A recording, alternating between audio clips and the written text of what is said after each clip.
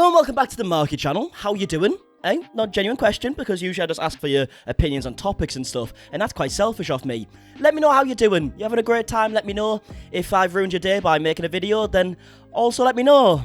I might just cry though. Now today's video is going to be another topics video. Before we get into that, link in the description to the new channel. It's a bit of a passion project. I'm really enjoying it at the minute and you guys have showed so much support. But if you haven't already, it's linked in the description. We just uploaded a new video yesterday. And now without further ado, let's get into the topics. We're going to start with the smaller topics and work our way up to the bigger ones, okay? You guys know how this works. And now I'm about to say a sentence that I feel I've said like 15 times on this channel, but starting with the smaller topics, Jake Paul. It's more so what someone's saying about Jake Paul, okay? It's Alissa Violet, which is Jake Paul's ex, and she actually uploaded a video yesterday on a YouTube channel. It's a vlog from quite a while ago, because it was the same day that Jake Paul had his fight with Tyron Woodley, and it turns out Alissa Violet still isn't the biggest fan of Jake Paul. Do I want to watch the guy who emotionally abused me get his ass beat?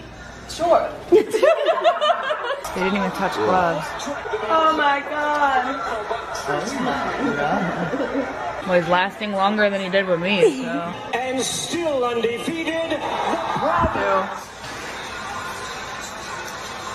So yeah, as you can see, still not the biggest fan quite clearly. I mean, who can blame her? But one thing that is interesting is I remember, like, when Jake Paul released a song maybe like a year ago, he said an impulsive that Alissa Violet was going to be in the music video. She accepted to be in it, and then something went wrong or whatever. So I wonder if this is maybe also some, like, more recent things have happened, regardless of the stuff that also happened in 2017. I don't know, maybe I'm jumping to conclusions there, but it seemed like they were kind of okay at one point, and now obviously they're clearly not anymore. So I don't know, but yeah, let me know your thoughts down below. And now from one load of relationship problems to another, we're actually be talking about Tana Mongeau. And no, Tana isn't talking about her ex-husband Jake Paul this time. She's actually talking about her current boyfriend. But yet again, it's not exactly in a positive light. In fact, it seems more of like a drunken outburst, if anything. I mean, it started off with tweets like this, which Tana has deleted, saying, okay, so Chris Miles, you can't call me back after this text, and it's a text from her boyfriend saying, okay, bet I'ma act single, stay safe. Then she done another tweet saying, update, I got left. And then she posted an Instagram story saying, I'm getting cheated on right now, Chris Miles, why are you doing this? My heart is broken. Bear in mind, this is all publicly for everybody to see. Obviously, they got deleted not too long after,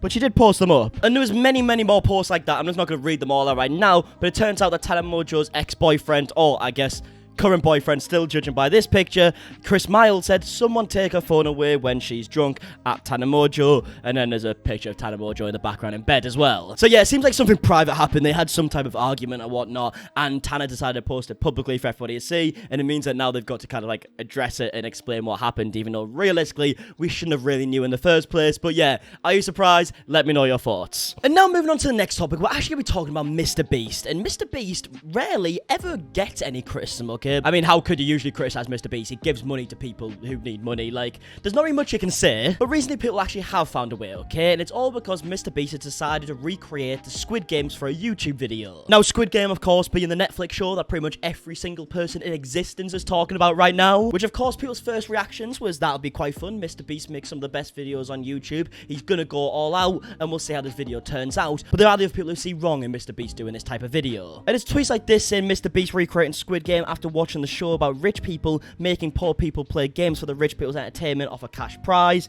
and it's the Garfield meme. Also, Mr. Beast did go through with the Squid Game thing, and it's going to involve lots of money, and he's going to be the rich dude in charge. I'd love for rich people to think about how evil they look for just a single solitary second before they do anything. I'm sorry, but if you all don't see the disgusting irony in Mr. Beast recreating Squid Game IRL, you need to work on your media analysis skills. So as you can see, people have a problem with this because of the actual premise behind the show, okay, the meaning behind the show. They're seeing it as a bit ironic that Mr. Beast would do something similar. And this is what I want to bring up to you guys, okay? I would love to know your opinions because the vast majority of people are looking forward to this, okay? They're looking forward to the video thinking it will be a good video, but of course there are other people who also share this opinion, and I would love to know where you stand by it, okay? Do you see both sides? Do you see just one side and you don't really care for the other? Let me know your thoughts. And now moving on to the next topic, ladies and gentlemen, we're going to be talking about James Charles. Now, we actually spoke about James a few days ago because he kind of like addressed like all his previous actions, said he wanted to get away from that, and it turns out in a video he just uploaded yesterday as well, he decided to also kind of address his past when answering questions. If you could tell your younger self one thing,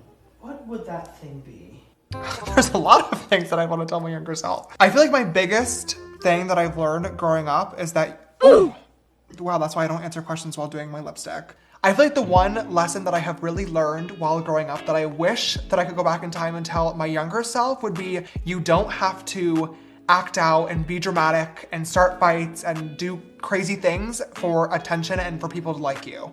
I think that in the beginning of not even the beginning of my career, all throughout middle school and high school and then the beginning of my career, you know, I was definitely focused on like, what can I do or say that would be shocking or slightly offensive or funny to get like attention. And I wish that I had just focused more on myself, my personality, and my talent. So as you can see, he says that one thing he regrets doing is getting himself into drama or trying to get outraged to kind of grow his profile, which makes sense because the recent one did kind of like negatively affect how people see James Charles, didn't it? So yeah, I would love to know your thoughts. Do you feel like that should be something James Charles should have tried to change quite early on and trying to get like outrage on Twitter and on YouTube or whatnot? Or do you think it's the obvious one in not talking to children?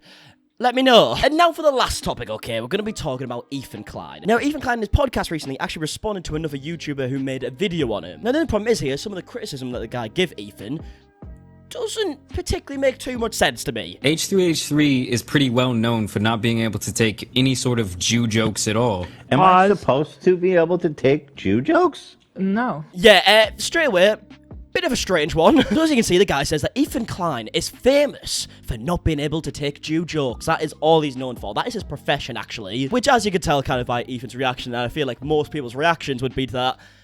What? What does that mean? Like, does the fact that Ethan Klein is a YouTuber mean that he automatically has to laugh when people say something that's anti-Semitic to him?